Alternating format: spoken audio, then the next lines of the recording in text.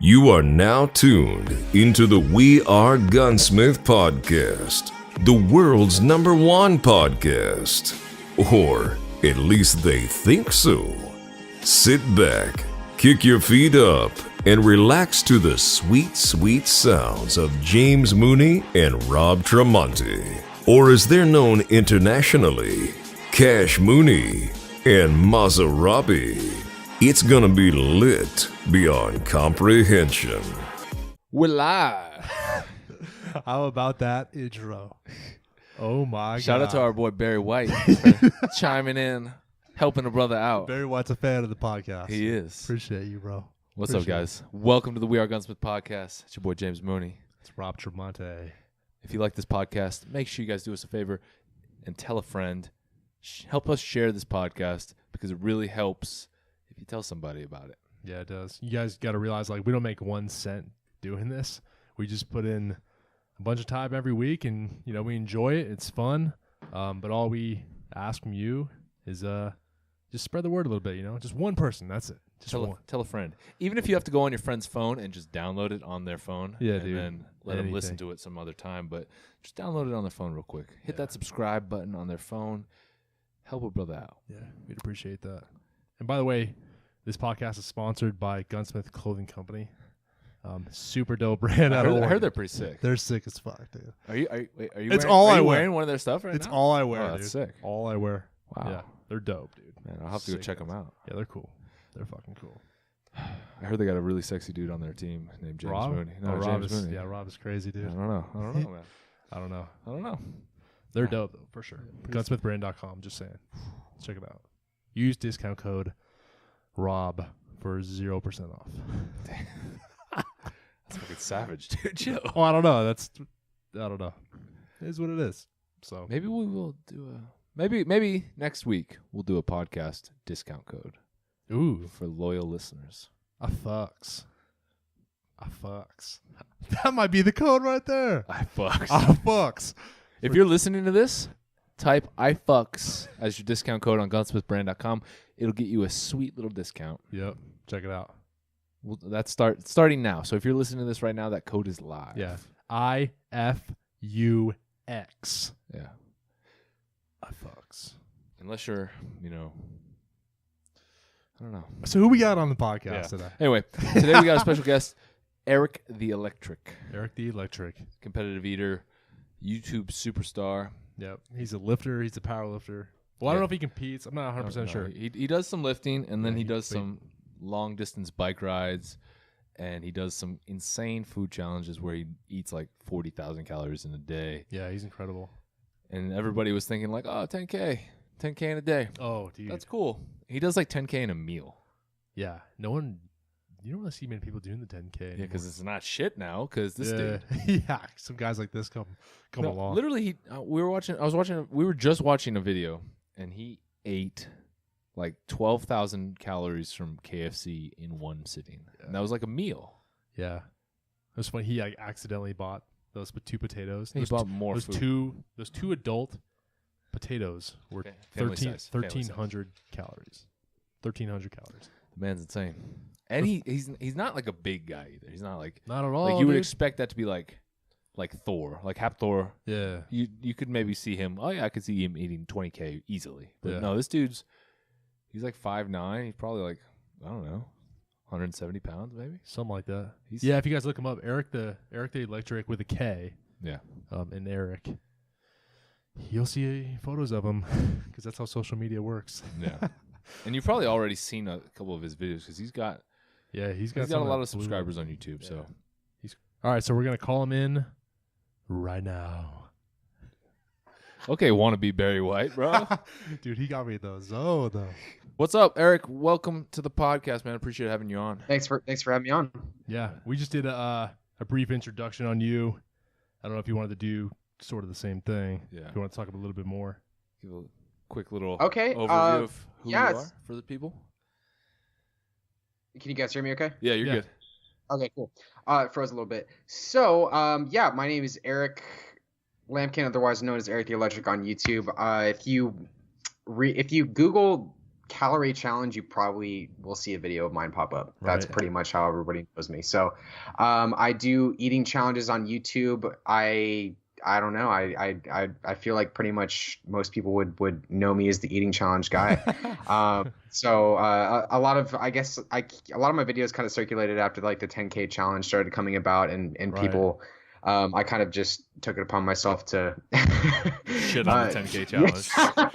Yeah, I guess you could say that. I was So like, oh, 10K. Dude, we were That's just breakfast right there. we were just talking about the 10K thing and how like that was pretty popular in the fitness world like probably a couple years ago, and nowadays like no one's doing it because there's guys like you that Just make it irrelevant. do that like nothing. well, yeah, I mean, people, let's just be honest here. People are doing it. It's pretty much just fitness girls that have blonde hair that are really, really, really good looking, and that gets them a lot of views. I mean, honestly, that's true, yeah. pretty much the only type of 10K challenges that are going to get a lot of views now Yeah. are going to be from those types of personalities, we'll put it that way. Right. So, And they do like 5K and then quit. Yeah.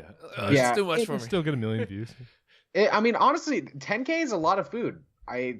For the average person, yeah. It's a lot of food. Yeah. So I mean, I give kudos to anybody that can go halfway. But what gets me is when people say that, oh, I can do that easily. No dude. problem, man. Oh, yeah. No That's what problem. My wife was And saying that. they get 2K in and they're like, oh God. I'm like, dude, come on, get out of here. Get out of here right now. Yeah. So, crazy. but yeah, it's a lot of food. But no, I remember when all that kind of started circulating around the internet. Back in I want to say the first 10K was probably, I think, from the Hodge twins. I think they kind of popularized or started it really.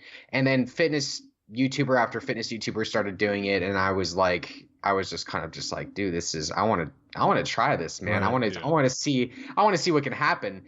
And back during that time, I was actually kind of aware, like, just of my actual stomach capacity. So my stomach capacity varies between, if I train it, really, it'll be roughly around 14 to 15 pounds.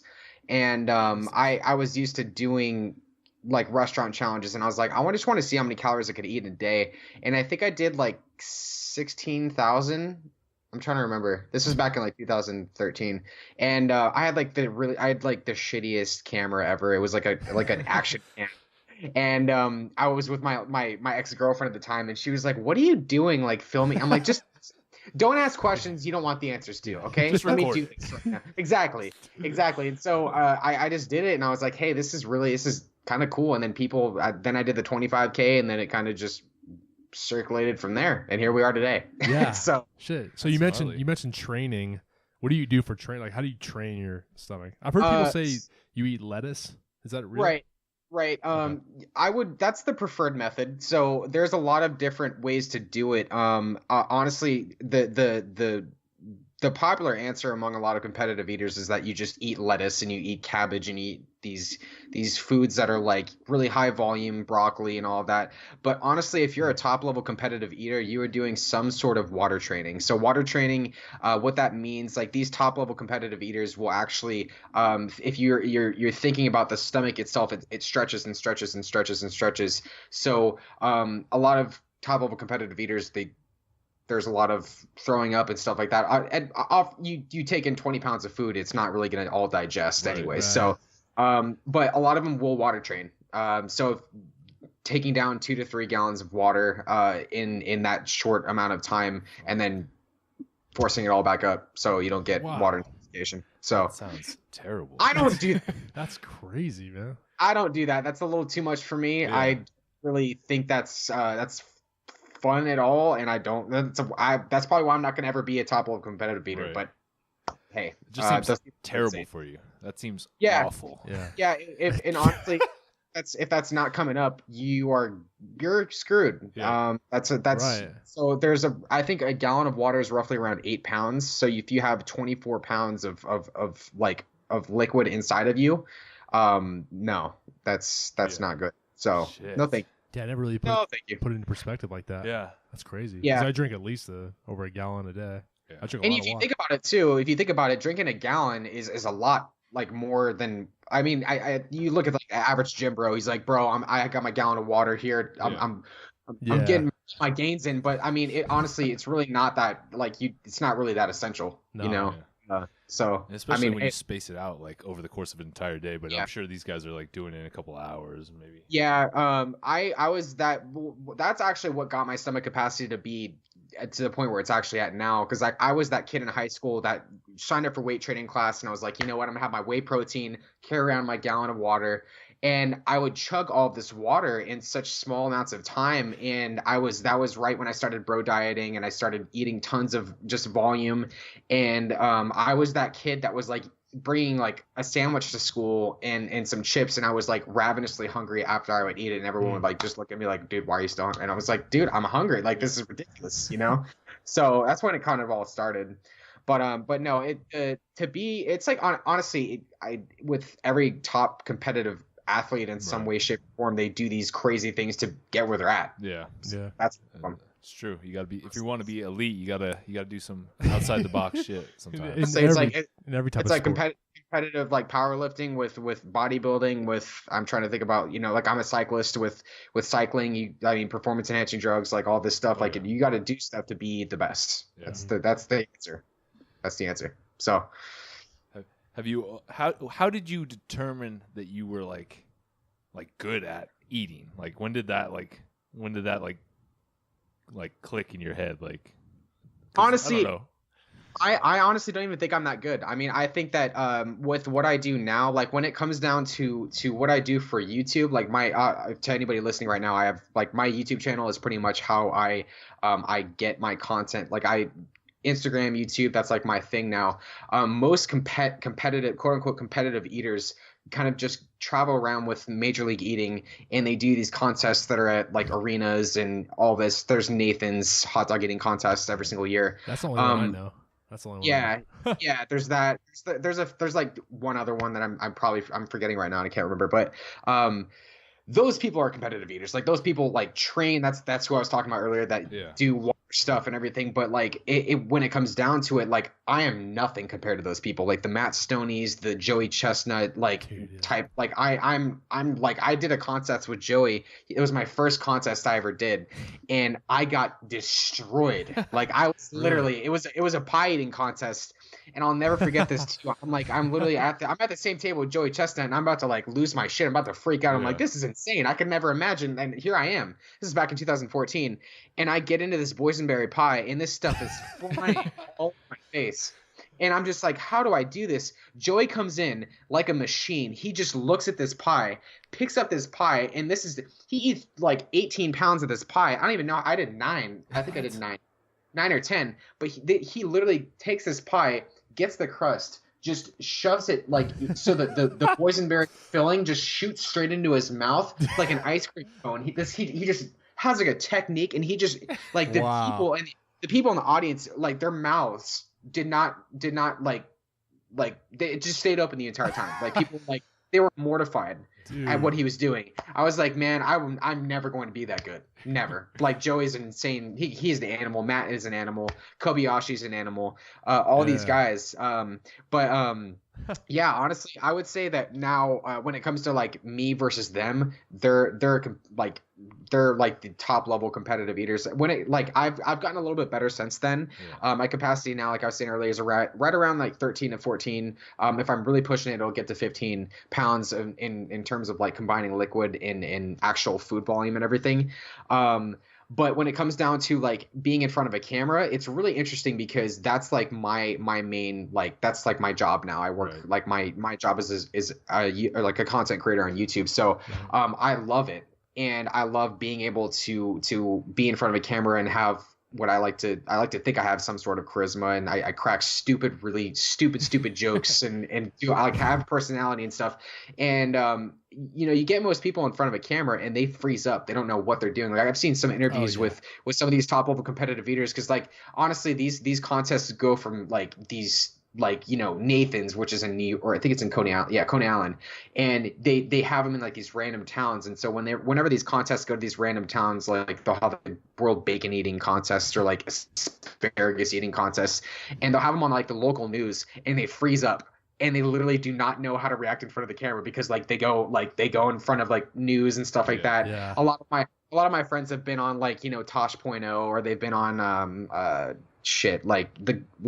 ABC shows and stuff like that.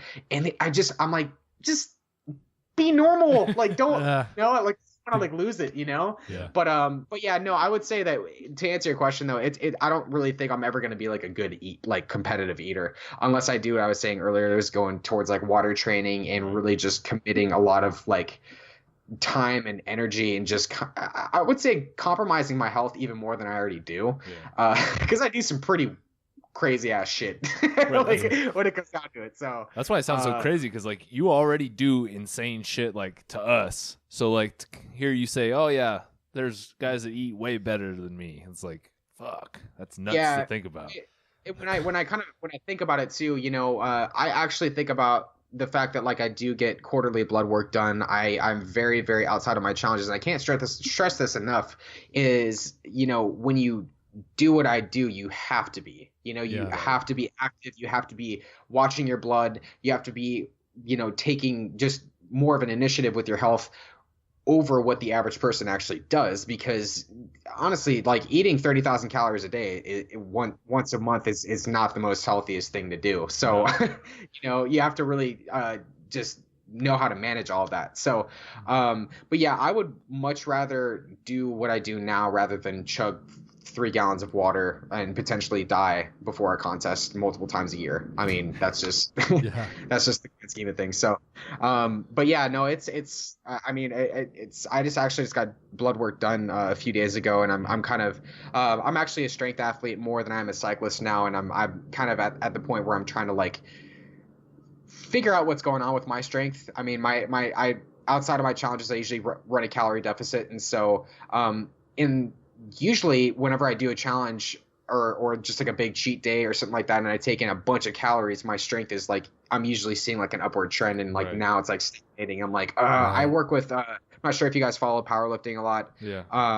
Omar Isov is actually my coach. And so, I was actually just at the Arnold in Columbus. Yes, sir. And I met up.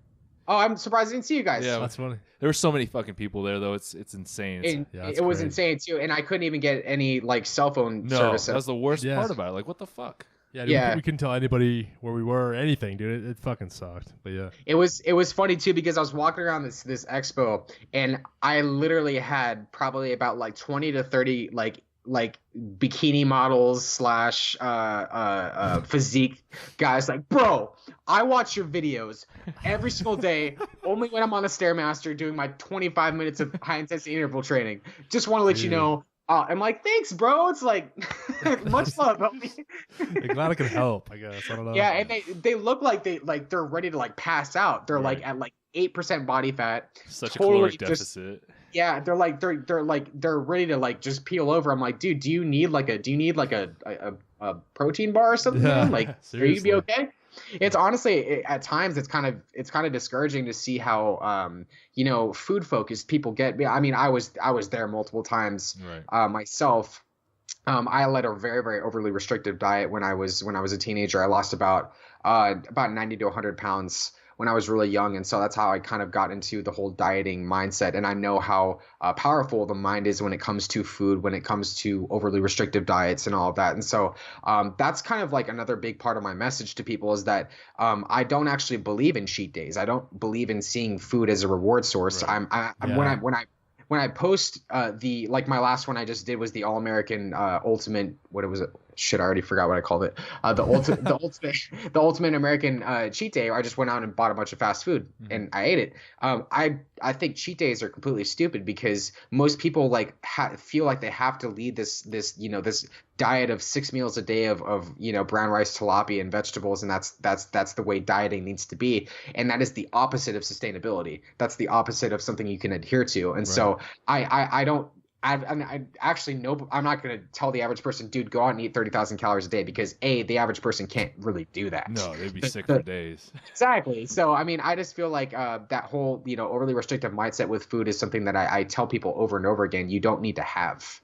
at all. So, I mean, honestly, it's kind of discouraging to see, because I was at that point multiple times, and it got me down a very, very dark, led me down a dark road. So, but yeah, no, I mean, I wish more people would kind of get that into their heads, but it's I don't know. I feel like the fitness industry itself does a whole really good job of relaying that message to people. I was actually listening to your you guys' podcast with my boy Danny. We had this talk many times. Danny's the man. That's fun. Yeah. No, it seems like for so many years there was like that whole bodybuilder, like bro style dieting, like chicken rice, like you were saying.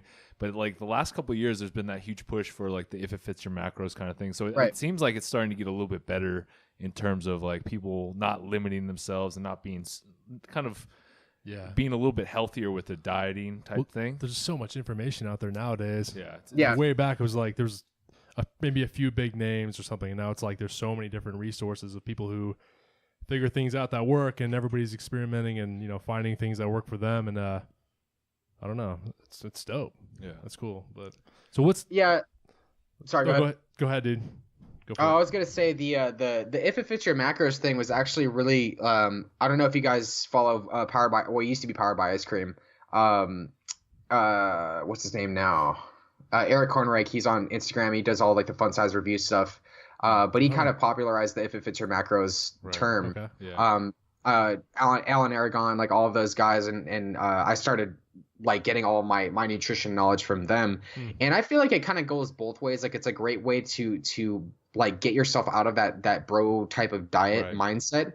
But I'm like watching I'm on Instagram, I swipe and I see like how all these fitness accounts are like, okay, it's Easter Sunday, you know, you can have your Easter eggs, you know, you just have to make sure, you know, they're you know, just have your 3 Reese's eggs, and then make sure that you load your you know, make sure that you count your. I'm like, dude, just why? Just who gives a shit? Yeah, it's like the scales shift so far to the right now. Everyone's like, it's like focused on their phone. My Fitness Pal like, does this fit? Like, can I have 2 Oreos and like. Yeah, that's not something that's the whole point of everything should be for, you know, you should be able to have something that's sustainable for you. And if you don't, like, people honestly every single day are like, dude, how can I eat 30,000 calories a day? Like, let me know. I want it. I'm like, dude, you can't. That's not sustainable. No. You know?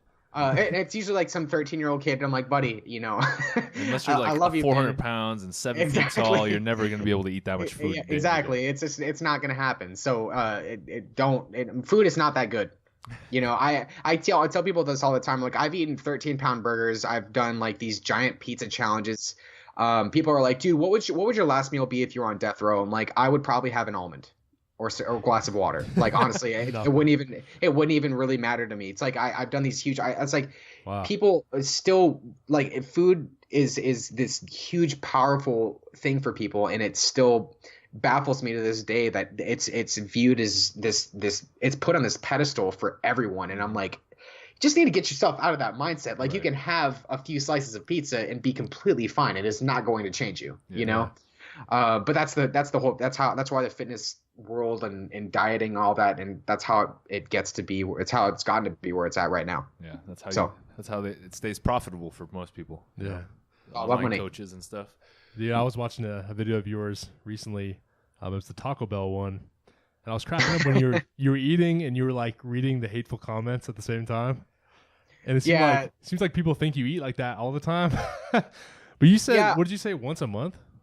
Well, for challenges, I try to do one usually once per week. Okay. It depends on the my content right now is kind of just, if it's going to be like a Taco Bell video where I'm going to eat, like, I feel like with my activity level, it all depends on, honestly, on how much body fat I gain. Right. I'm not really cycling that much anymore. And so when I was able to churn out, you know, burn about, you know, 3,000 or 4,000 calories on a ride pretty easily. If you do that over, you know, a few times per week, you're not really going to have to worry about doing a 10,000 or 15,000 calorie challenge a week. But honestly, that wasn't really the most fun and sustainable type of lifestyle for me.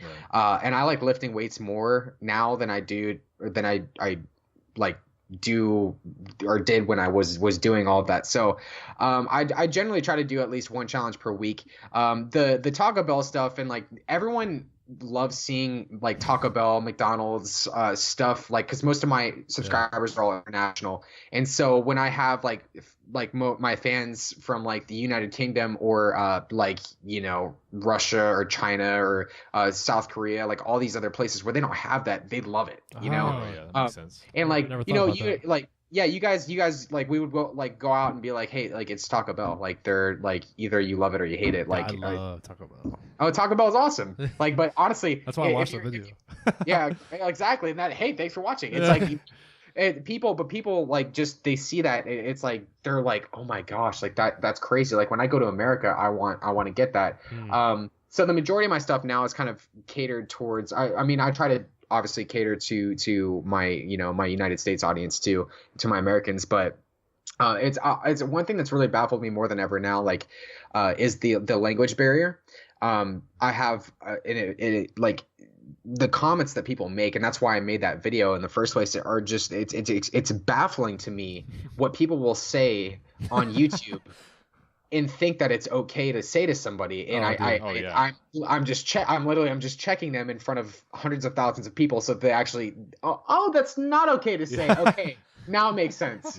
I'm like, but yeah, I mean, YouTube is the biggest social media platform now. It's in my opinion, it's the only social media platform now where people will actually like say just the most grotesque and disgusting things to other people, because there's no real like profile there's no behind them. Necessarily. Exactly. That's true. It's not Facebook, it's not Instagram, it's not Twitter. It's literally anyone can go on and make a YouTube profile and say whatever they want to say about somebody, and it's completely fine.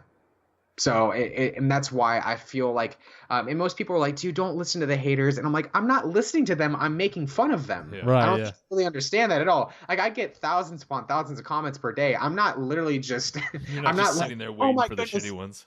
It hurts. No, I don't. It's not. No. That's not the way it works. I'm making fun of them, and I'm letting the world see how people, you know, think they can talk to somebody, and that's not the way it's going to be.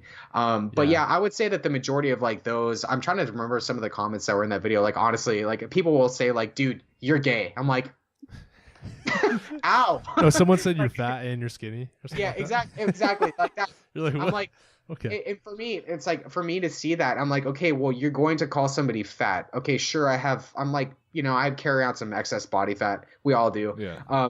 Do you think I'm going to get skinnier or skinny by doing like 15,000 calorie challenges once a week? Like, it's usually by a person that has no profile picture at all. It's like just like, or it's like a name that I can't pronounce. I'm like, well, okay. I'm like, that's cool. Like, whatever. But I honestly, those types of comments are just something to like, that I used to get really, really, really like hurt by. I used to get really, really upset when I would see those. As somebody that I'm a recovering anorexic too, I had a really, really bad eating disorder too, and so I could never like, if somebody ever would call me fat, or somebody would ever like point out the fact that I have excess body fat, or that I don't have enough muscle mass or something like that, and I would overthink it constantly. And I'm just like, you know what? With the moment that I was able to be like, wow, these people are just, they're saying these things to me because I have I have a social media platform. Like, that's, they want that instant gratification of being like noticed. And in that, and like, that's, I don't like to say that usually, because people are gonna be like, well, you know, why are you trying to sound high and mighty? But that's the reality of the situation. You know, like, you guys have what, 35,000, 40,000 followers on Instagram. It's like, when people say something negative on a profile picture or there's something that you post, they want that response from you. They want, you know, it's in like the you moment, acknowledge them, and so exactly, just by acknowledging it. Like, I admit that I'm acknowledging it, but at the same time, I'm telling other people, I'm telling the hundreds of thousands of people that are watching the video that it's not cool to say something like that, and it's childish. So I don't know. I had fun with it. Well, and having fun with it and just making fun of them shows people that, like, it doesn't do anything if they try to hate on you. Maybe you know, that's the most powerful somebody from leaving another negative ass. That's always powerful. Yeah, and you can honestly, you can see a lot of crazy, like, honestly, if you're gonna make fun of me, people need to go watch these other people on YouTube that eat food, because it's There's a lot of weird people out there, man. Let me just say it right now. I would say that I'm more I'm semi-normal out of the food world. Like you start going into that ASMR category. Whew. We'll have to do some digging. Yeah, I gotta look that up. Have you guys seen that? No. Oh man, ooh, you are in for a treat. What's it called again? So ASMR is basically like it's hard for me to kind of put like a solid definition to it. So I have my microphone right here, and it would basically be a video on YouTube of like a close up of the microphone. And I don't watch these videos at all. Actually, I don't really watch food videos. But it was literally like I stumbled upon this the other night. Like somebody sent it to me, and it was like this chick that had like hundreds of thousands of subscribers, but she was like unwrapping a Subway sandwich, but it focuses only on her mouth chewing and and like the crinkled bag of chips, and it's her. And but the weirdest part of it is that they're basically when they're eating, they're whispering. So it's like, dude. It's like they're talking to you like you're a child, and I'm sitting there like, and so I just type in ASMR, and it's all of like the whispering, like weird, like, and you can hear like the food move around in the sandwich, and like the chewing, and I'm like, oh my goodness, dude, man, I'm uncomfortable with you just explaining it that way. It's just it's hard. It's really hard. Finally, some content I could do. Yeah. I can do it. That's your claim to fame right there, bro. Yeah, I've been trying to figure it out. What did you do? All that He's stuff, gonna dude. start making videos like that. I would excel. Trying to find my niche, and I can't. But now I think I just did, so we're good. I couldn't do it, man. It was hard. Yeah. It was hard. That's crazy. So after you do these food challenges, what's the next day like? Like, are you stuffed throughout the day, or like, do you carry on with a pretty standard diet, or like, so how are you feeling? I guess. It really just depends. I mean, I feel like we all have different types of rates of digestion. We all process different foods differently. I usually get asked this question, and it's kind of, I always say it kind of just varies based on the macronutrient, breakdown of the challenge. So that Taco Bell one, for example, was terrible because that was literally nothing but straight sodium in fried food. So if I have a bunch of carbs and a bunch of sodium, I'm going to feel like crap bloated the next as day, shit the next yeah, day.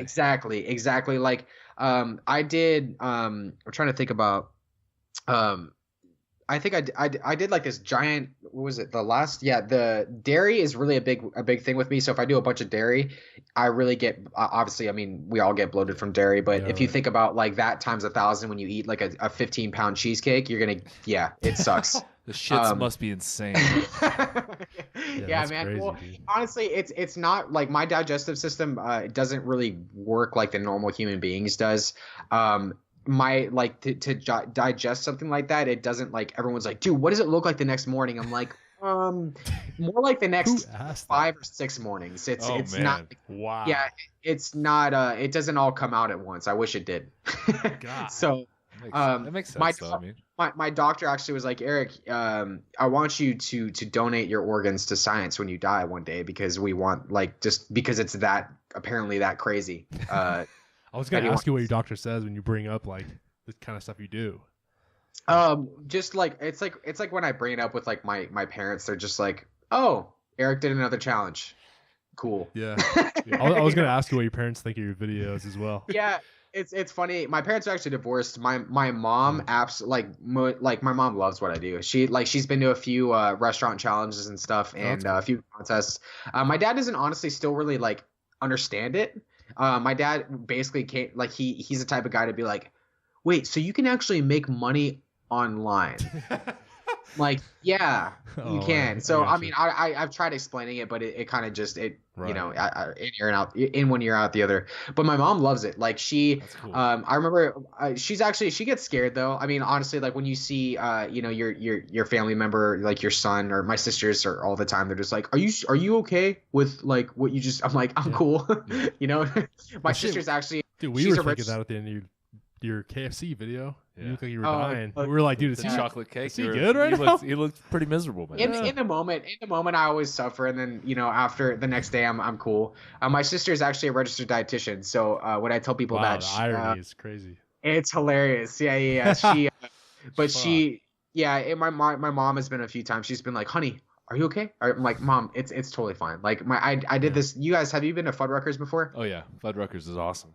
So they have this cheeseburger challenge. That's so they every single Fat Tuesday, they do it like twice a year for like Fat Tuesday and one other holiday.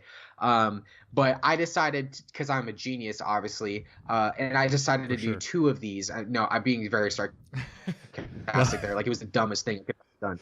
I wanted to just, like, I did it like 2 times before, and I was like, hey, I want to go back and do it again. But I'm stupid, and I ordered 2 of these things and tell them I tell them it was for 2 people, because I felt like really odd telling them it was for 1 person. Right. So I walked into this restaurant, and I piled these things on top of each other, like, and my mom was there, and I was literally like, the meat was so dry, it felt like I was like, it was terrible. And I was like, why did I do this? It was the dumbest thing I could possibly ever done. And my mom was like, Erik, do you want me to like call the manager? I'm like, Mom, even if you call the manager, like, nothing's going to happen. Yeah. Like, what are they going to do? Go like new burger? It takes them when they make things like this. And that's why I like restaurant challenges so much, is because, when I do something at home, I turn on my camera and I turn it off and I edit it. When I am in the restaurant, I get to see all like the kids look at me like I'm absolutely crazy. Yeah, that's I awesome. See everyone just like, dude, is this kid real life? Like, is this gonna happen right now? Pulling out their phones and everything. Yeah. And you guys actually, I was looking at your Twitter. You guys are in Oregon, right? Yeah, Southern Oregon. Yep. So I actually just did. I'm not sure how long you guys have been following the channel, but last August, I graduated from college in July, and so I was like, you know what, I want to do something that I'm never going to forget. I've eaten like crazy amounts of food on YouTube for years now. So I hopped in my car and I took a road trip all the way up and down the West Coast. So I started here at San Diego, and basically I slept in my car and I did restaurant challenges so I could pretty much eat for free wherever I went, which is really cool. Yeah. Wow. I traveled through Oregon. I actually went through. I made it to like Portland. I made it to Corvallis. I don't know how far that was away from you guys, like 3 but hours north of us. Oh, okay. So you guys, where in Oregon are you guys? Grants Pass, like Southern Oregon. So it's like an hour over the border. Okay, yeah. So I don't think I did anything near you guys, but yeah, no, Oregon's absolutely beautiful. Like, I'll never forget going through, like, there's just so many, like, it's very scenic. Oh yeah. For sure, dude. I made it to Portland and I went to Voodoo Donuts and all that and got like, gotta go to Voodoo. Yeah. But it was nothing, like, I'll never forget it. I think I did like 15 challenges and I just slept in my car and I ate like at these different restaurants, and I got like, after you do a restaurant challenge, they give you a shirt and you take it home, and like, I came home, guys, with literally like this garbage bag full of shirts, and I was like, man, this is insane. I still have them right now, and I have no idea what to do with them. But yeah, Oregon was really, really fun. Unfortunately, my car ended up getting broken into, and I got about $9,000 worth of stuff stolen, so I had to come home. But I did make it to Seattle, though. It was actually pretty cool. But they didn't steal your t-shirts. They didn't steal my t-shirts. Okay, they just stole. They stole my camera, my drone, my laptop, all that. So I was like, I gotta go home. But what city was that in? Seattle, downtown Seattle. That sounds like downtown Seattle. Yeah, my sister lives in downtown Seattle, so. Oh, okay. Yeah, I was, of course, I was just like, I'm just gonna, walk around and not pay attention to where my car was parked, and it wasn't in the best. So. Yeah, dude. Damn. But yeah. I mean, honestly, I'm contemplating doing a little road trip again. So, I mean, Oregon was one of the most beautiful places ever. Actually, one of my most favorite challenges I actually did in Corvallis. It's at a place called Lucky 7. It's a Lucky 7 challenge at a Chinese place.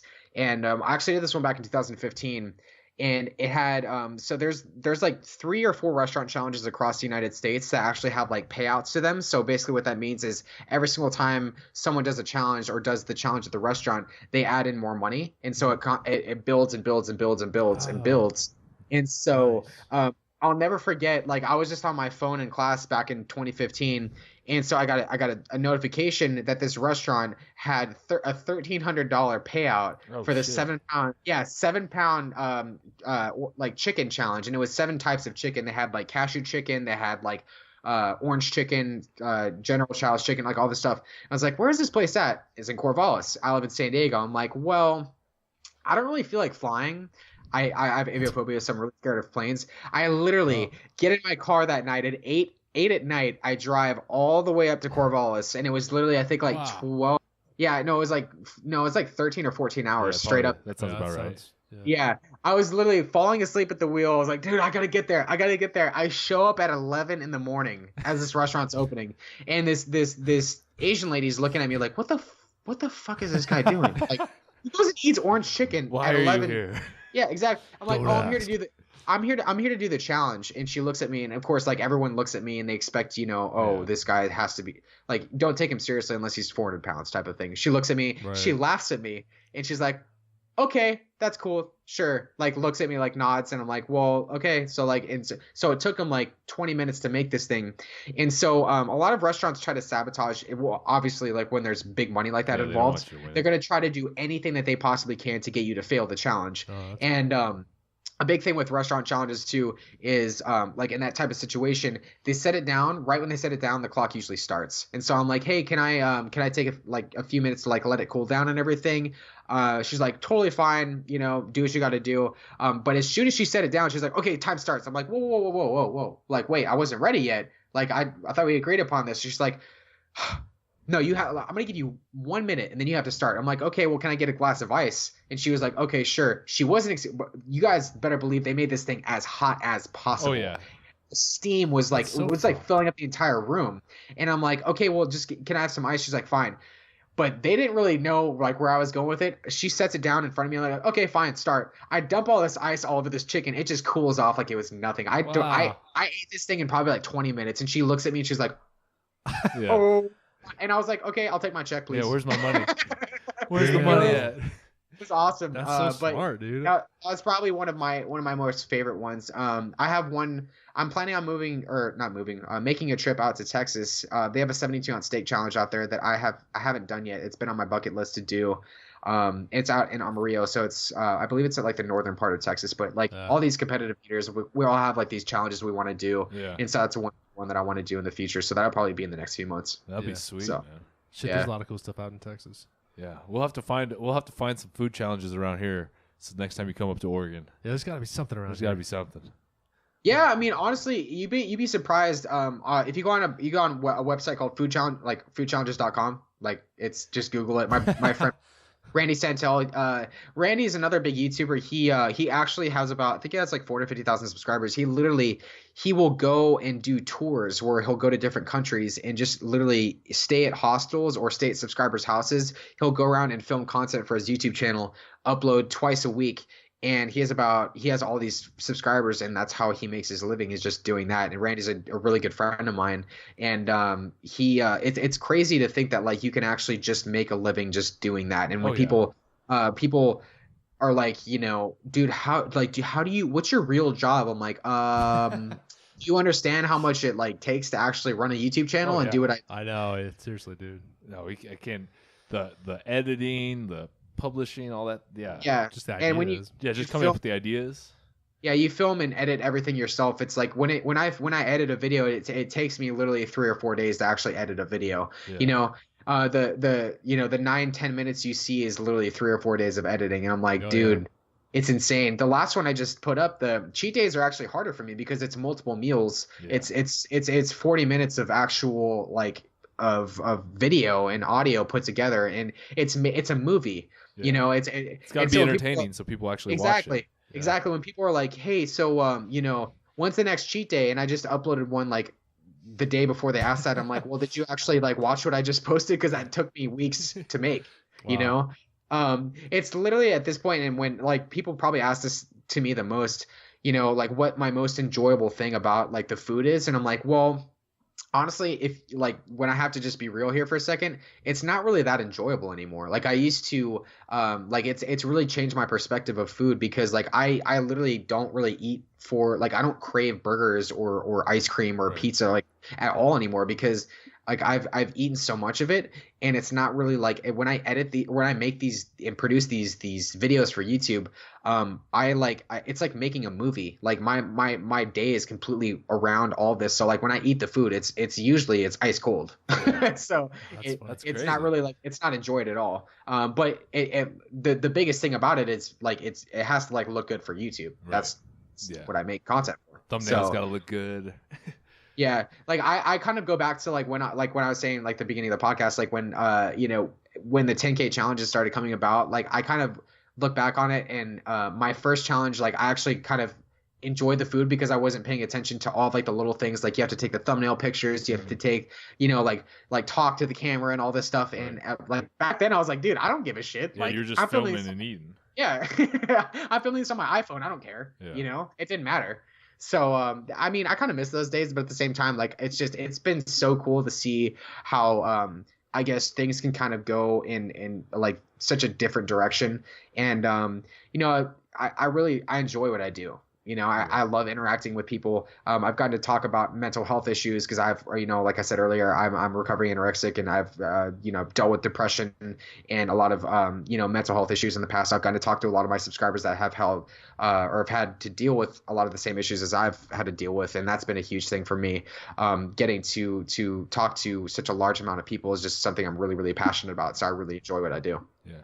Do you want to touch on that, the anorexic part of For sure. Yeah. Like how you were in high school when that happened? Yeah. So, as I said earlier, I was technically, it's something that I will have ingrained in me. Like we all have like childhood memories that stick with us. So I'll never forget. I was 15 years old, and I was like a huskier kid when I grew up. Like all I cared about in when I was growing up was World of Warcraft and guitar and eating pizza on the weekends. I really didn't care about anything else. Like I don't know if you guys were avid gamers when you were growing up. Dude. Yeah. I played Halo for like 5 years straight. I didn't do shit else. Exactly. That's all that mattered. Like Halo, and that you were cool. You were satisfied. Like that's all I really cared about. Right. And I never really thought about my weight until I just went in for like we all have like routine like just checkups that we do with the doctor. And my doctor was like, well, comes to my dad and I, and they were like, Erik is technically considered obese now because his body mass index is at this range. Mm-hmm. And we all know how flawed the body mass index is. It's terrible. Yeah. And so naturally I hold a lot, like a decent amount of muscle, like genetically, but the doctor wasn't really taking that into consideration at all. Yeah. But I heard the words obese, and I was freaking the hell out because like kids at school were making fun of me for being heavier. Because kids suck. Yeah, and then exactly, kids are terrible. Yeah. Like they'll bully you for everything. And so I was like, wow, I've never actually had this type of conversation with anybody before. And so my dad basically just pulls me aside. He's like, Erik, you need to do something because like, the doctor says this and therefore it must be true. And so I was like, it kind of makes sense. And so I went into this kind of phase of the way I kind of describe it now, being 10 years later, I would say it was kind of just like definitely overly restrictive, but I had like a 1 meal a day type of eating regimen where I would eat, I guess like I would eat at like 7 or 8 at night. It was pretty much just intermittent fasting, but like these prolonged like 20-hour fast to like 4-hour eating window types of things. And you think about that at such an early age, like 16, what 15 to 16-year-old kid needs to be intermittent fasting like that? That's ridiculous. That's prime development years. Exactly. Yeah. So I really, not only I messed up my hormones, but I messed up my mental health too. So I let that kind of take control of me for unfortunately the as you were saying just now, like the prime stages of growth, like in your life, and so that really it took a really good hold of me for I would say I would say probably about 4 or 5 years. I really didn't have like a high school experience, like, and that's kind of like the unfortunate part about when people talk about like their high school prom, like formal and all these things that like they had really good times at. I really didn't get to experience because I was almost, like, honestly, I can say I was almost ready to die because I got really I'm about 5'8", and I got down, my lowest was about 112 pounds. So yeah, so I had tiny. I believe my lowest resting heart rate was at like 32 or like 30 or something crazy like that. I had like these doctors telling me I was going to die. and I've been in and out of different treatment centers and all these different places pretty much over the course of however long that was. But yeah, it taught me a really good lesson about diets and being overly restrictive and all this stuff. And a lot of people, I would say, one of the other things that people like to post about and say about me is that I've gone from one extreme to the other. But what those people will they're usually basing that on what they see on YouTube. Right. And so I would tell those people that if that was a reoccurring thing with me in my day-to-day life, if that's something that I constantly did, if I did go out and eat 30,000 calories a day or every other day, then you'd probably have to really there would be some abnormalities there. You'd have to really worry about binge eating disorder and things like that. But that's not the reality of the situation at all. Yeah. Everyone on YouTube or on social media is an aficionado or some sort of guru because they read something online now. It's absolutely insane. It's absolutely insane. But like I'm sure you guys run into it too, where people think that they know everything because they read something on WebMD. I'm like, that's not the way the world works. Dude. That's one of the issues nowadays with everyone, with all the social media, is everyone has a voice, but some people don't need to have that voice because they're not they're not looking into, or they're not educated on all the facts, like you were saying. Like they're judging you off of a snapshot or a 5-minute video of what you do, and they assume that that's how you live 24 hours a day. Right. And they read an article on bodybuilding.com about intermittent fasting or that's from like 2007. Yeah, and it's like outdated. I'm like, dude, if you're getting your information from bodybuilding.com articles, you need to kind of like just, I mean, honestly, dude, you can get better shit on Reddit. Like go to some other place, please. Like it's not, no, don't do it. But yeah, no, I would say that's that. I mean, even though those comments still really, those get to me because I know that those people probably have dealt with eating disorders in the past, and they think that they have this high and mighty toward dealing with an eating disorder. It's honestly, it's like dealing with it's a life-threatening illness. So like if you're able to get over that, then honestly, like, kudos to you. Like I really feel proud of myself for being able to get to the point where I'm at, because it could have taken my life. It's like dealing with cancer or something like that. It's really not something, and especially being a male, being a guy with an eating disorder is something that's never talked about. Never talked about.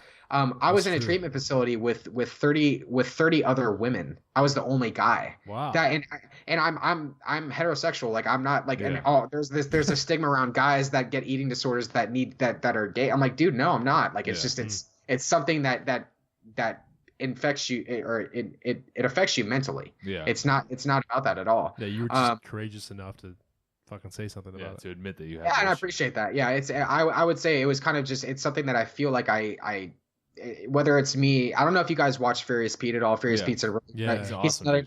I have a ton of respect. I actually met him at the Arnold for the first time, and I was like, I've talked to Pete over the years, and it was the first time I met him in person. I really wish I could have gotten to sit down with him and like talk to him a little bit more, but he was a huge inspiration for me in overcoming my own illness. And I feel like the more guys that speak up about eating issues and body image issues and all of that, the better off it's going to be for that stigma, because that stigma needs to go away. Because it's something that we all have to like conform to, like being these guys that don't show feelings, that just it's like, it's such bullshit, and I that's one big reason why I want to continue to talk about that more with people.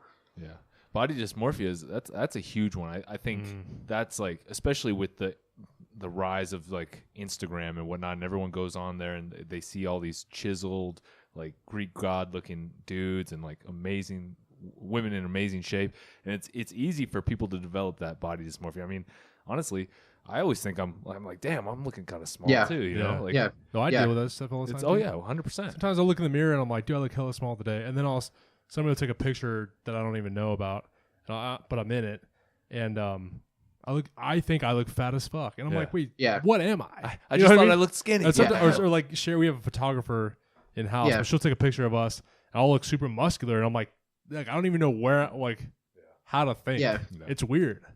No, it's a huge issue. But it's a real thing. You know what I mean? I can admit it. It's crazy because like I like I said, I graduated last year from college, and I took a few I graduated with my communications degree, and so part of Congrats. what I do, thank you, one of the like the things I find fascinating is how we kind of we get these messages from media, we get messages from Instagram, from magazines, from everything now, and it's all kind of guiding us into believing a certain way, whether it's about body image, whether it's about advertising, anything. In one class, like I will never forget this too, because like I was the only guy to actually like say anything.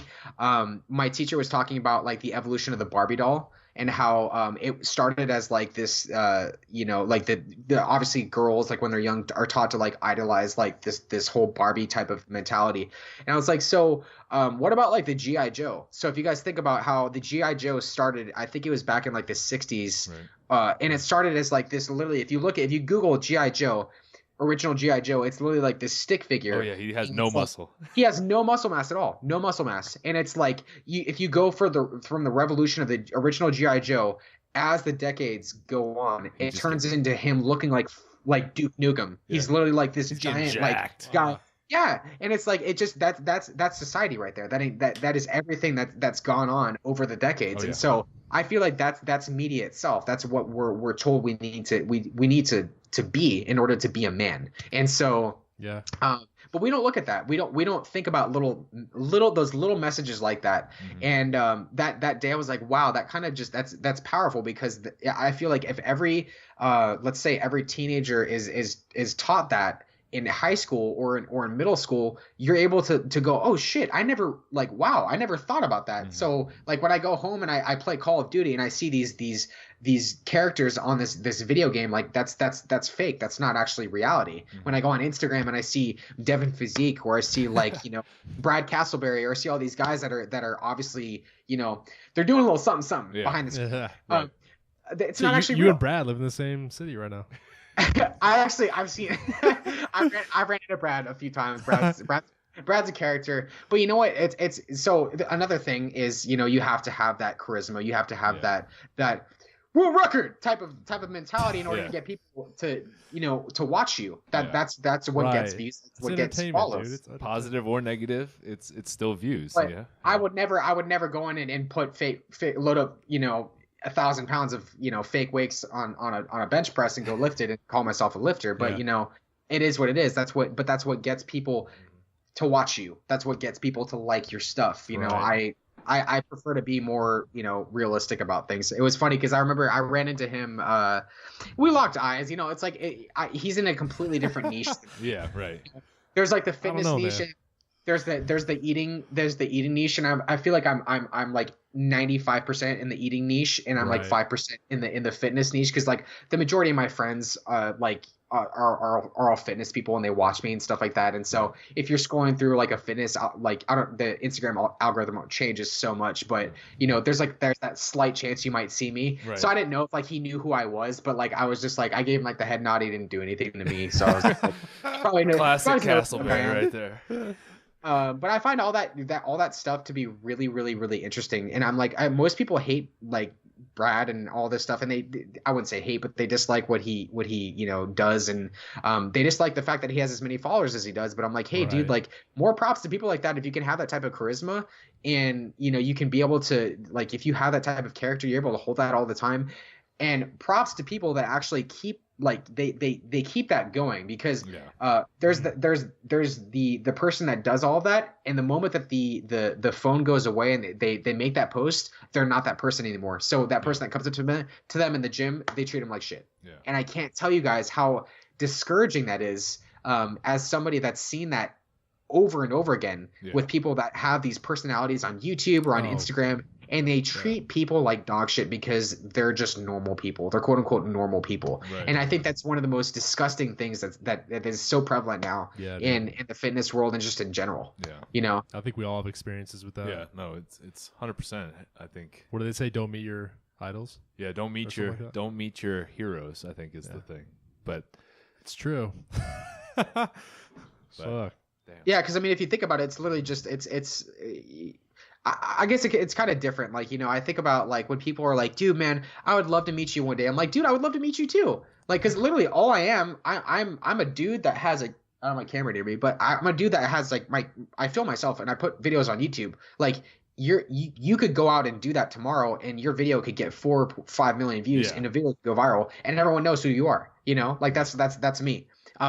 Like I'm not Will Smith. I'm not like John Cena. I'm not like these dudes that like everyone knows because they're Will Smith or John Cena. Like I'm just literally a dude on YouTube. And so I would never, ever, ever imagine that it would get to this point where I'd actually have people say that to me. Like I had at the Arnold, I had this, I actually just launched a new apparel line. And so I had a bunch of my subscribers start buying my new shirts. Cool. And it's really cool because my designer actually made it based on the Krispy Kreme logo. Oh, so yeah, I saw that shirt. Yeah, it says Electric Empire on it. And I was like, that's sick, dude. Like that's really dope. But I had a bunch of people buy that for the Arnold, and so I was walking around the Arnold, and people were wearing these shirts, and I was literally about to cry. I was like, dude, this is insane right now. I've never experienced something like this. And so I had one girl, her and her sister came up to me, and they wanted one sister wanted to take one picture with me, but she couldn't even take the picture because her hand was shaking so much. I'm like, girl, do you want a hug? Like, I will give you a hug right now. Like, it's not even that big of a deal. But to me, that moment was so powerful because I realized that like the effect that I can have on other people was that gigantic. I was blown away. I'm sure you guys have people come up to you too that recognize you and they're like, holy shit, man, I love you guys. Like that's awesome what you make. And it never gets old. That moment is so powerful. Oh, yeah. It's crazy. I remember the first time anybody ever asked us for a picture. Remember it was like a girl at the LA Fit. And I swear to God, I thought she was like joking. She was like, can I get a picture with you guys? And we like turn around. We're like, do you have the right person? I'm like, yeah. That's crazy, man. And then she left and we're just looking at each other like, did that just happen? That was like, what the fuck? Like we just make shirts. you guys were at LA Fit too? Yeah, we try to go to all of them. We're going to be down in San Diego next month actually for the US Open. For the US Open. Oh, cool. Yeah, we'll have to hang out then. We'll have a booth there and everything, dude. And then one of our buddies that's coming down with us turns 21 a couple days. Turns 21 a couple days before that. So that weekend we're gonna do something fun. So you're welcome to join. You're welcome to join. I'm definitely hanging out with you guys. We're gonna paint the town. Yeah. I don't know. Yeah, it's cool because have you guys been to San Diego before? Oh yeah, a long time ago. But cool. My buddies used to live down in Pacific Beach, so I'd be down there all the time.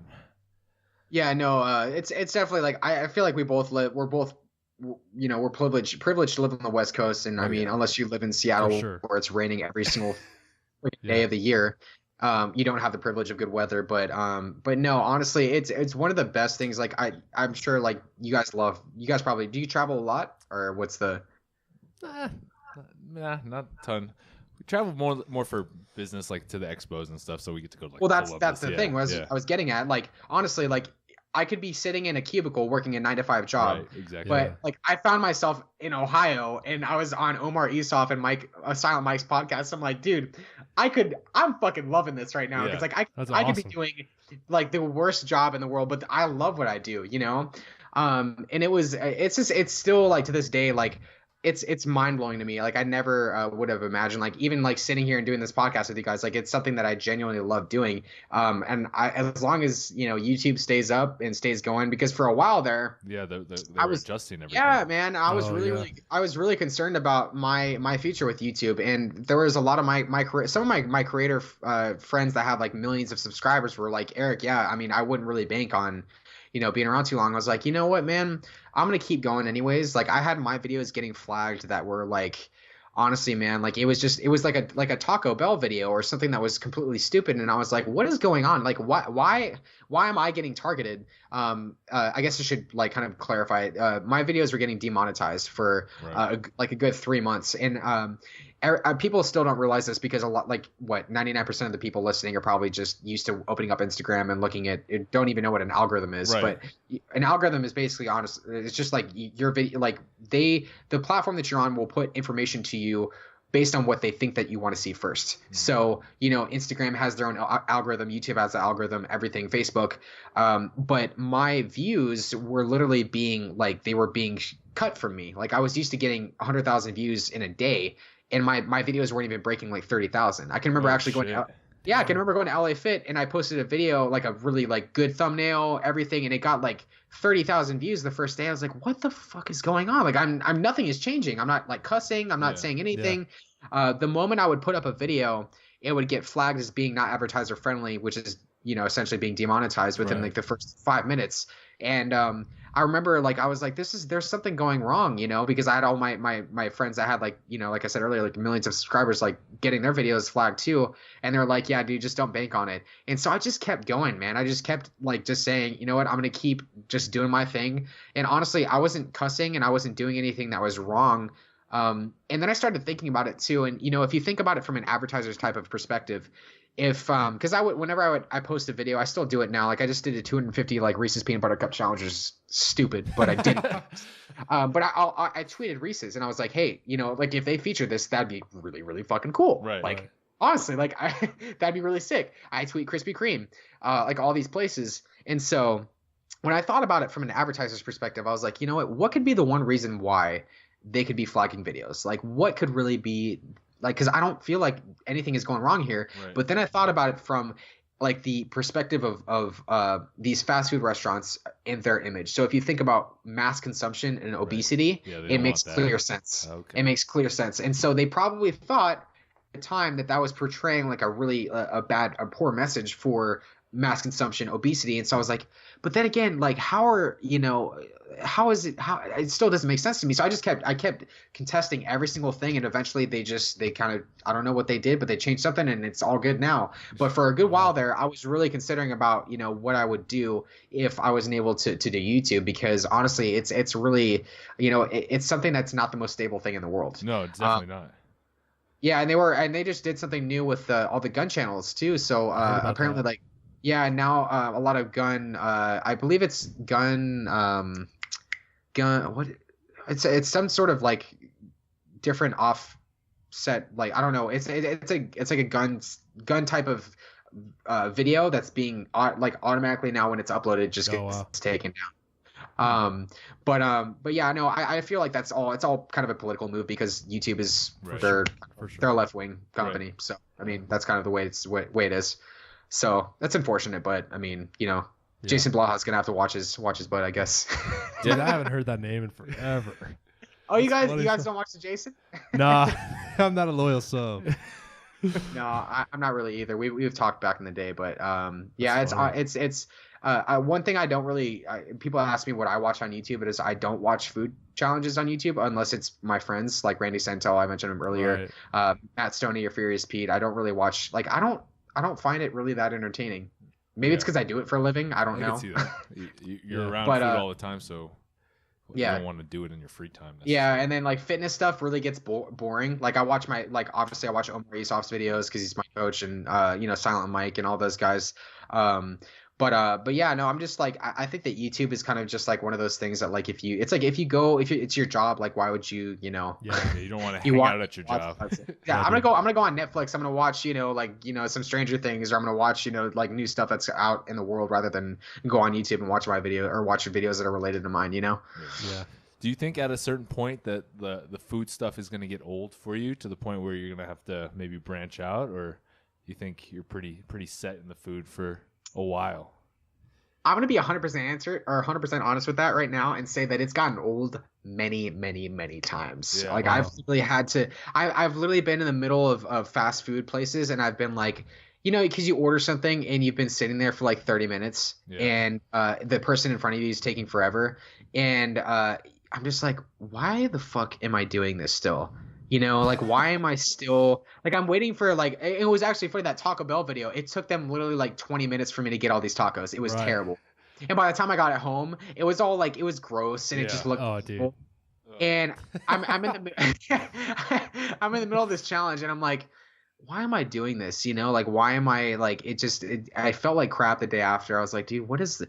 And then I uploaded the video, and I just like the things that people say, like the motivating things that people say, like, dude, I look forward to your video. Right. Like I've had people tell me that they set alarms for my videos, like, because they'll want to wake up and watch it before school. And then I get Snapchats from people that are wearing my apparel, and I get pictures of people like watching my videos. I got a Snapchat like I think it was yesterday of this woman and her like 3-year-old son watching my video, and the kid is like, I want to be just like Erik the Electric, and I literally was like, oh my goodness, this is insane. Dude.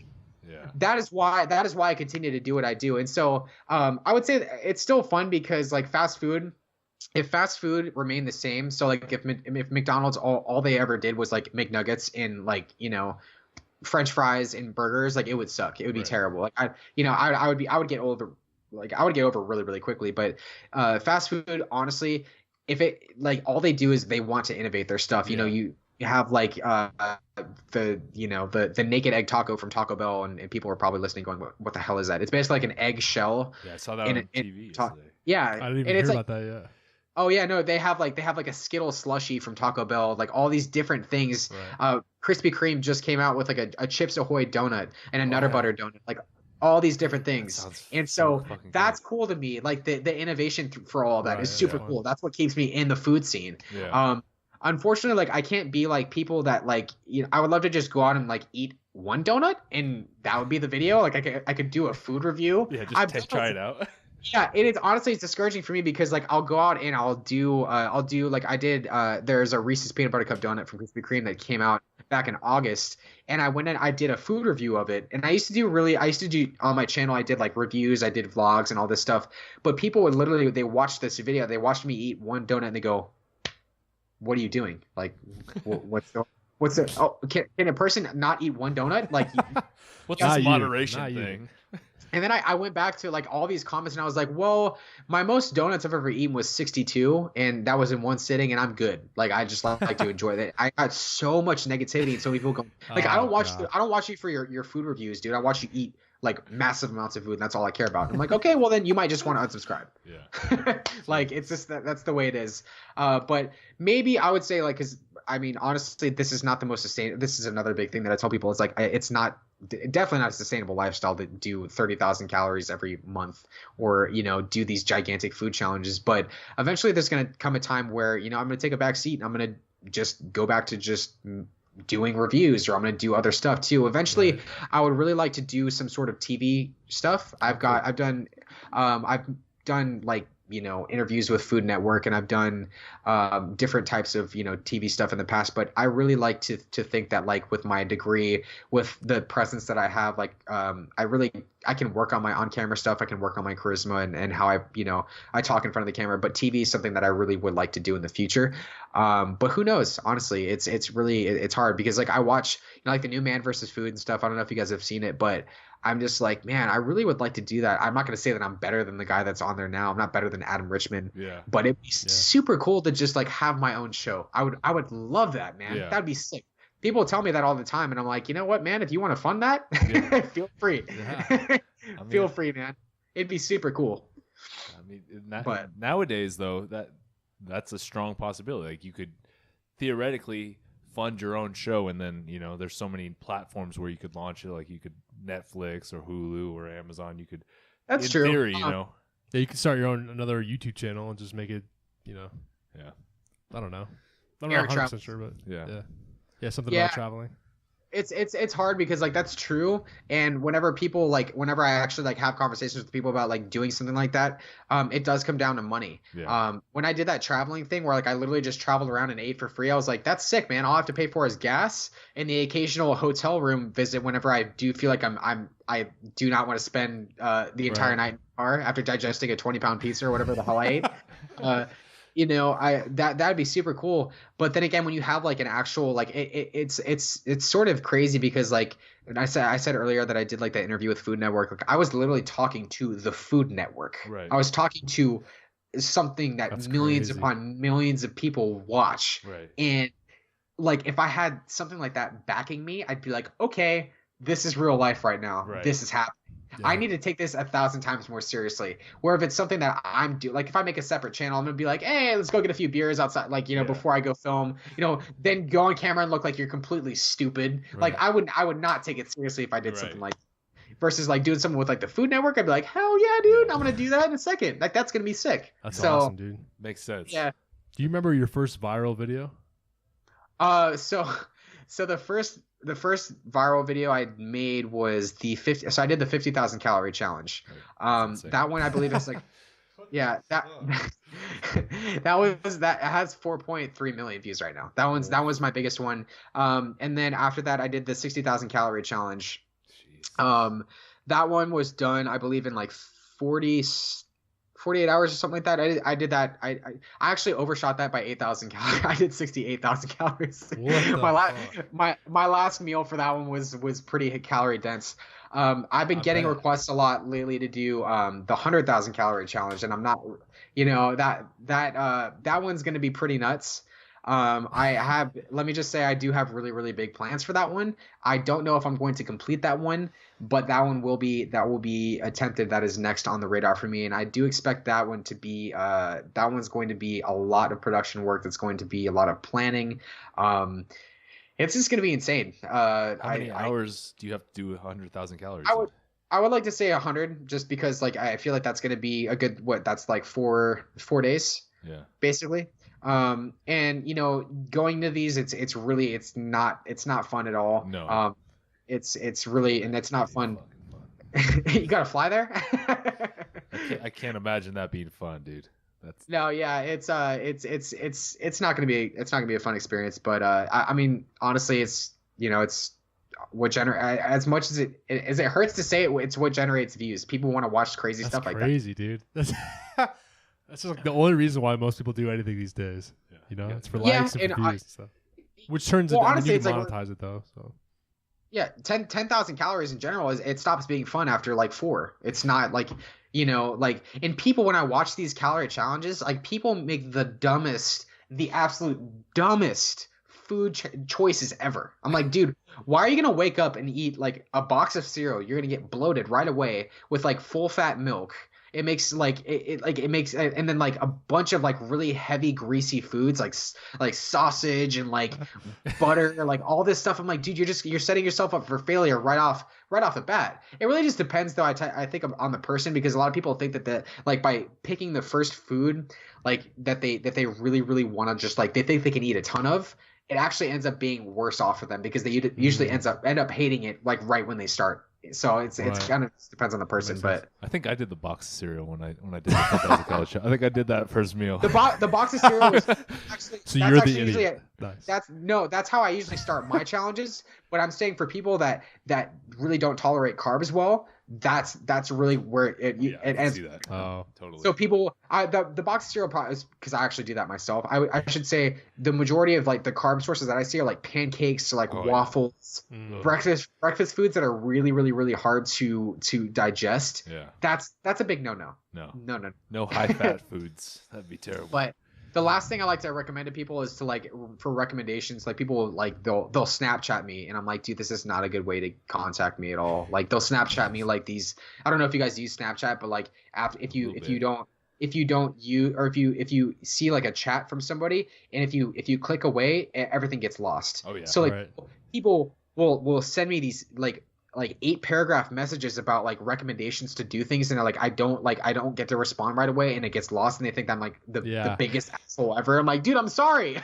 Like if you want to like contact me, email me, but they'll ask me about like recommendations for stuff, and I'm like, man, like just don't do it. Like just go and if you want to call it like a cheat meal or whatever the hell that means anymore, just go and have like a bowl of cereal or a few bowls and just have a good day. It's not enjoy the food. Yeah, enjoy the food. Happy. It's not that big of a deal, So I don't know. It's crazy, but before you know it, there's gonna be. I mean, people are doing everything nowadays on the internet. I mean, there was Tide Pods a few months ago. People are doing crazy stuff pretty soon, actually. I'm getting desperate for views. I don't know. It's crazy. Oh man. Have you had any of these chains reach out to you for any kind of partnerships? So it's interesting because like I was saying earlier, I had Krispy Kreme. They started following me on Twitter. I've had I did an A&W challenge. A&W reached out to me. Like I love A&W. I actually just had it for the first time when I was in Ohio, so I was like, I was stoked about that. But they don't want their name associated with mass eating. Like they don't like. And so it's unfortunate. Like, hey, I would love to come on this podcast and be like, yo, I'm sponsored by McDonald's. So hell yeah. McDonald's first sick. sponsored I'm trying athlete. to get sponsored by Mike and Ike's. That'd be sweet. That's always my sweet. goal. Like, I would love that. And whoever but makes Mike and actually, Ike's. it's just not the way it works. I'm affiliated with PES right now. So Yep. I feature there because I have protein and I power lift too. So outside of my challenges and stuff, I usually have protein and I have BCAAs and all that stuff. And I put their stuff in my videos. But yeah, like honestly, from a branding perspective, if like you think about it from like when I think about me as a content creator, if I was a big person up at McDonald's or Jack in the Box or something like that, and I saw hundreds of thousands of people, millions of people watching these calorie challenges, I'd be like, dude, I want to put my new product in the hands of that person. Yeah, you think. I want to put, but you know, honestly, I can respect what I perceive their thoughts on the matter are. Yeah. But I mean, honestly, in the future, if they reached out to me and they're like, Erik, you know, we would like to sponsor you. First of all, I would lose my shit. I would go. Dude, it would be hilarious if you got a Taco Bell sponsorship. Like, who gets that? Dude, I would be. Oh man, I'd be putting Taco Bell stickers on my car. Oh yeah. I expect Crunchwrap Supremes to be sent here. Stat. Delivered to your house. I don't eat that at all during my daily diet, but like I would love to be associated with a big name like that because it's Taco Bell, it's Jack in the Box, and you get commercials and all that kind of stuff, dude. Yeah, and like that'd be really cool. But no, honestly, like I haven't had anybody like directly reach out to me. I reached out to them. I reached out to Krispy Kreme, and I'm like, because literally, if you look out my window right now, I can see Krispy Kreme from like they're literally like 100 feet away from my apartment complex. I go there, and I'm like, hey, and I had my followers actually tweet Krispy Kreme and go, hey, like you should sponsor this guy because he basically eats your stuff in every one of his videos. Yeah, right. And, I think that's pretty much what got them to follow me.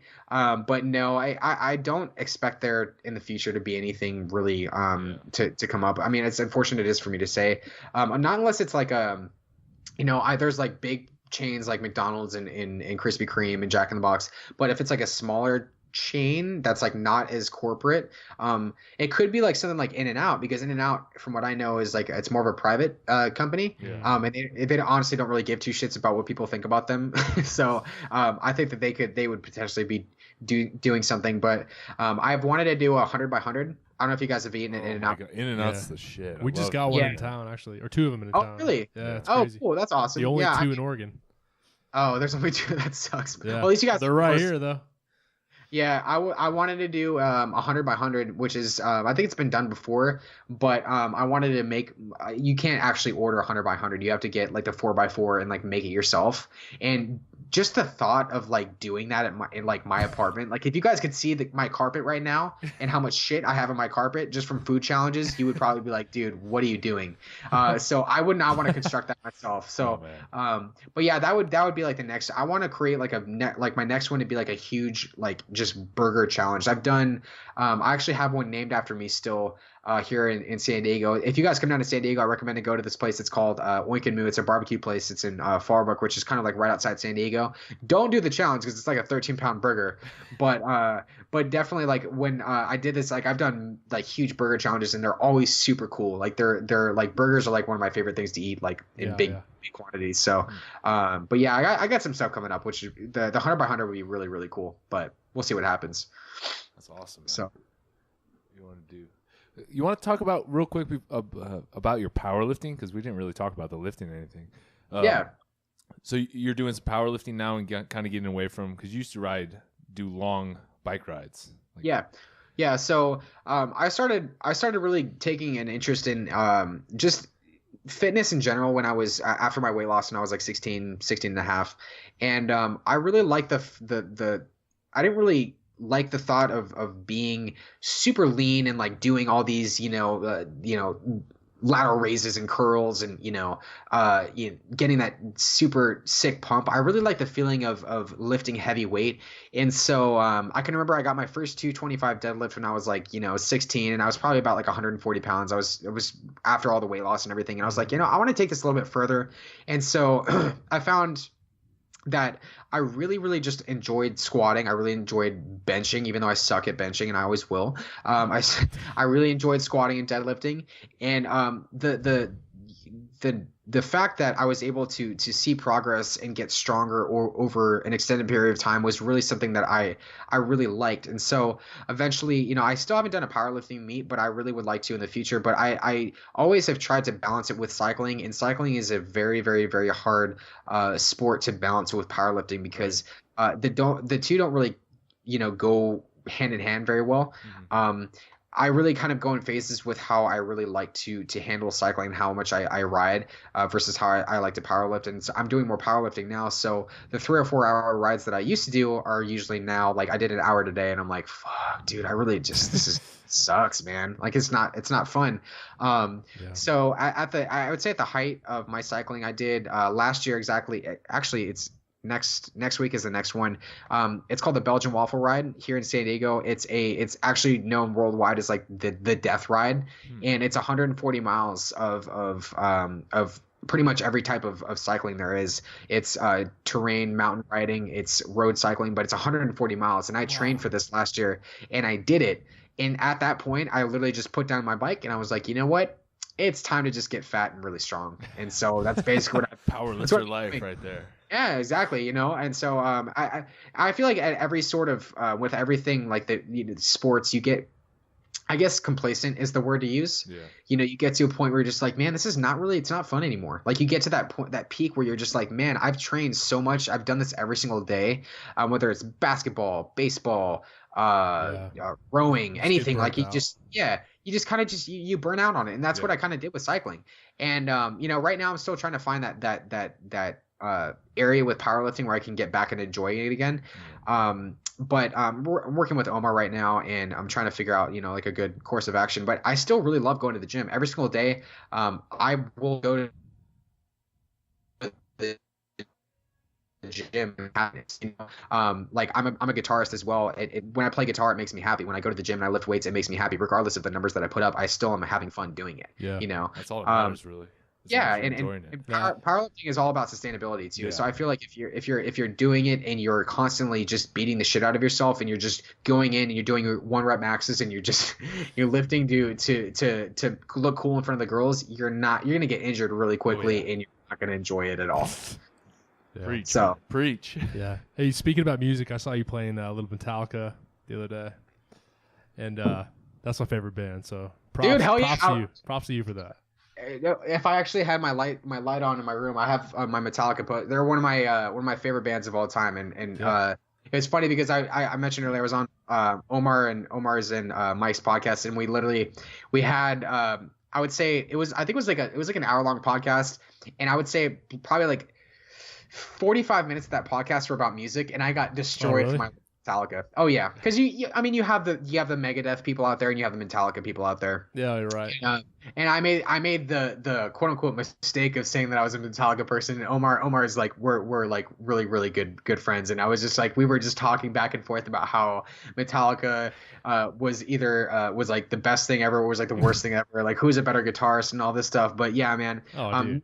Music has definitely got me through a really a lot of my hardships in life, and I think it really has a big, powerful place in everything. You know, I could go on and on about Metallica. I actually just saw them play in August with one of my other favorite bands, Avenged Sevenfold. They came in San Diego, and getting to see like Kirk, James, and all these guys in person was honestly I wasn't actually even there for Metallica. I was there for Avenged, and I stayed until they played. Like I was so glad to see them. I was like, dude, this is awesome. That's it sent chills down my spine. You know, it was a moment that I'll never forget. But yeah, it was really, really cool. Yeah, I grew up with my dad was playing it, so my dad and I are both huge fans. And they actually played relatively close to here recently, and I blew it. I didn't realize that until like a week later. Oh no! And I actually looked up their tickets today, and they're coming up to Portland, which is 4 hours north of us. You gotta go in December.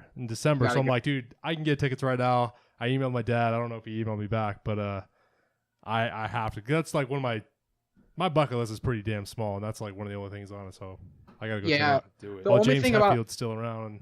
Yeah, Okay, and honestly, man, like they're gonna be playing for as long as they can walk. I hope so, man. I'm a big I like Pantera a lot. I like a lot of the old like 90s metal bands and stuff like that. When I watch like I'll geek out and I watch like old concert videos of like all these bands playing when they were at their peak, like Guns N' Roses and all these bands. And then I'll go and I'll see them now when they're at their concerts and they have these big screens and they have these, they come out on these stages and they're fucking levitating and shit. And I'm like, dude, dude, just play your music, Like that was the only like downside to watching them is like I'm like, dude, I just want to see as a guitarist, I want to see Kirk Hammett shred, and I want to see James play Master of Puppets in one, and Ride the Lightning, all these things. I don't want to see all that fancy shit. But I realize that like when I take that type of perspective, I have to think about like when my viewers watch me, what do they want to see? Do they want to see fancy transitions and all this shit, or do they want to see just a dude eat a ton of food?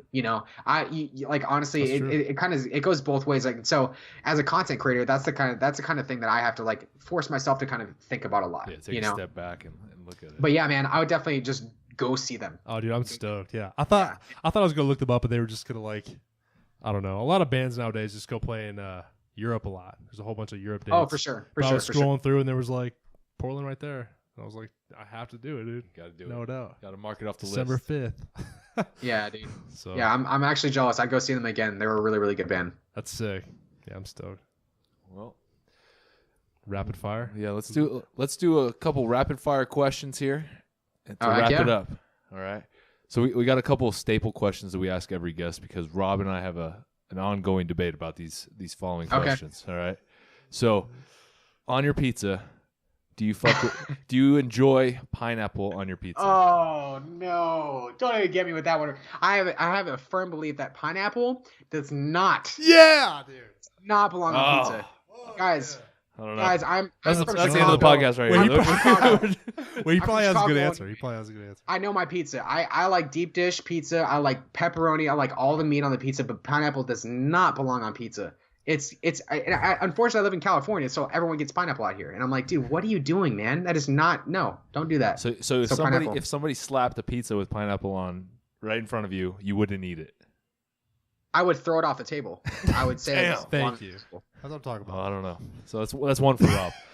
I get a lot of negativity about that on my channel, but I just did a Pizza Hut challenge, and I said that in the video very clearly. I was like, pineapple does not belong on pizza, and I got destroyed for it. I'm like, hey man, rightfully so. Oh, that's all right. The second one. That's great. Do you enjoy coconut? Like pina coladas. Like coconut products or coconut itself? No, like Samoa Girl Scout cookies. No, that doesn't count. You can't say Samoas because that's chocolate, bro. There's chocolate in it. Coconut. The chocolate covers it up. Just coconut in general. Do you enjoy coconut in general? Coconut flavoring. Okay, so it's hard for me to answer this because I had a really bad experience with coconut. So I did a 20,000 calorie fruit and veggie challenge. And so I actually, in order to get more calories in, I bought a whole coconut and chiseled out the coconut flesh. And I put it in a smoothie, and it didn't actually blend thoroughly enough. So I was literally eating coconut flesh, and it was the grossest thing I've ever eaten, or one of the grossest things. I've eaten a lot of gross shit in my life. It was one of the grossest things I've ever eaten.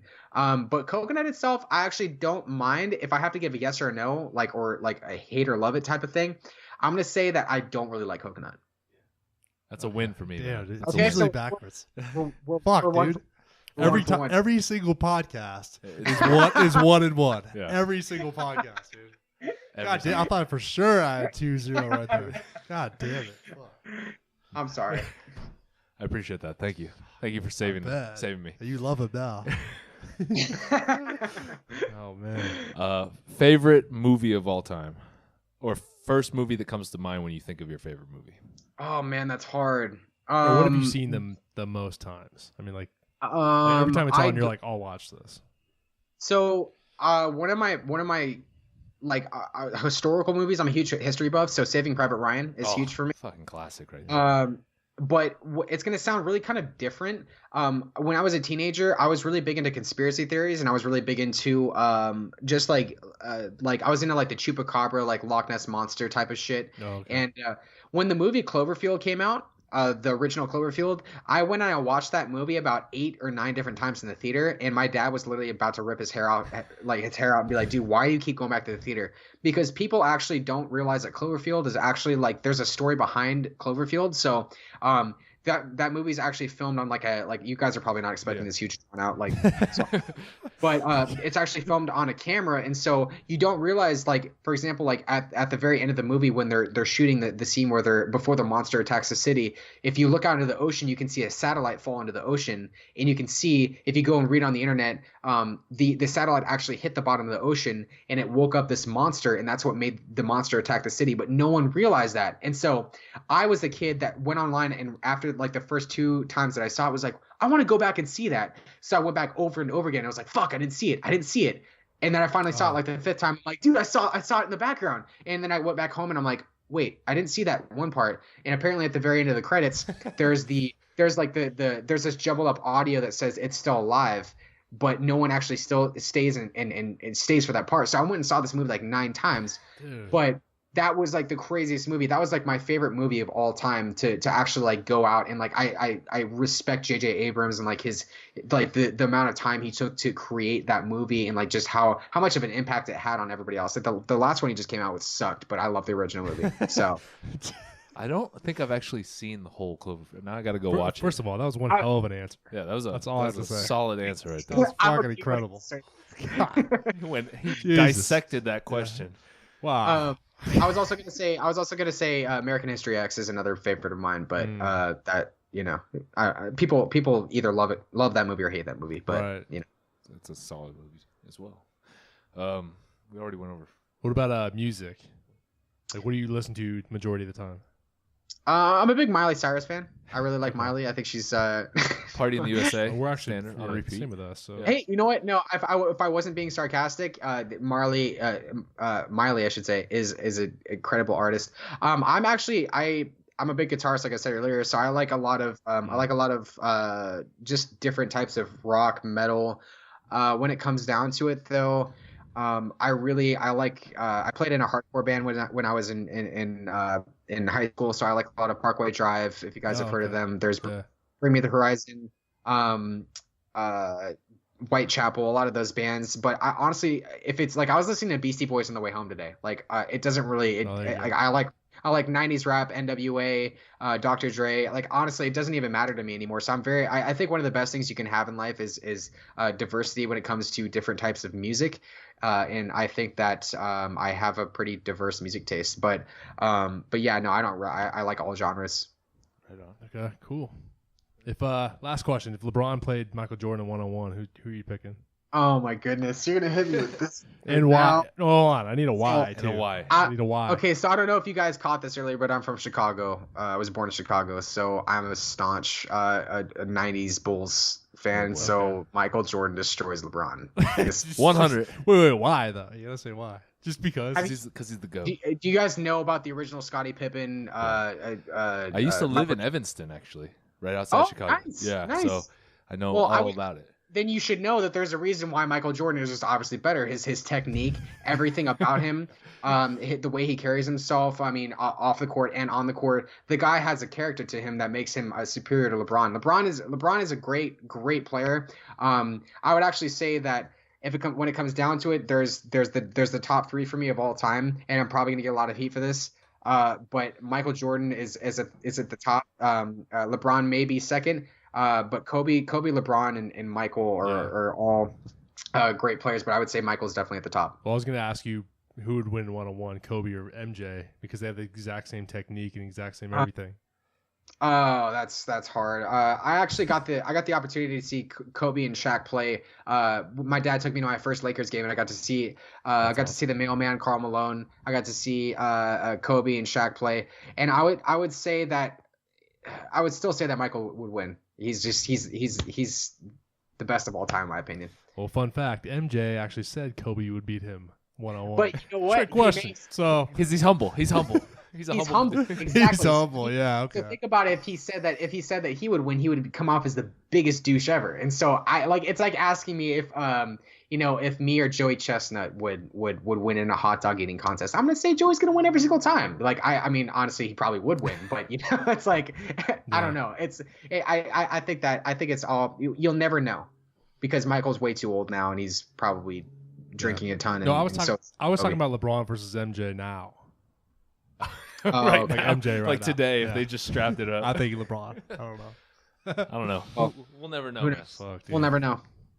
All right, man. Well, we appreciate having you on. You want to plug where people can find you, just in case they're not already?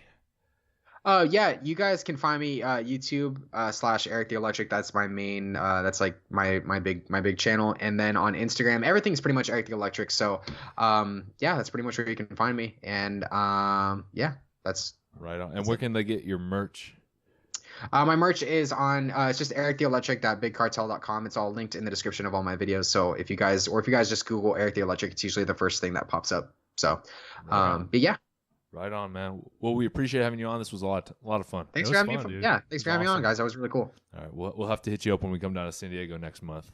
I expect you to be hitting me up. Yeah, Let's do it. We're gonna rage. Yeah. Yeah, we'll go in. We'll list some heavy shit and have some fun. That'll be about fun, that. dude. Right on. I'm excited.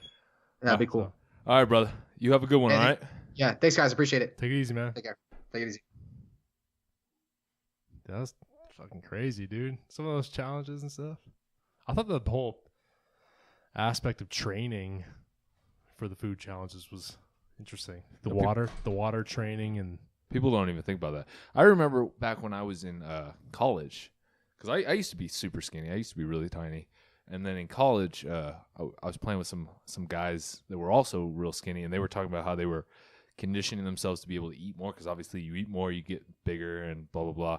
And so they would do the lettuce thing. They would do the lettuce and the cabbage Yeah, thing. They that's just the only thing I've heard pound about. pound lettuce to be able to eat more, so that they would be able to get bigger. And it was, I never did it because I just force fed food down my stomach until I got bigger. But it worked really well for a lot of them. So.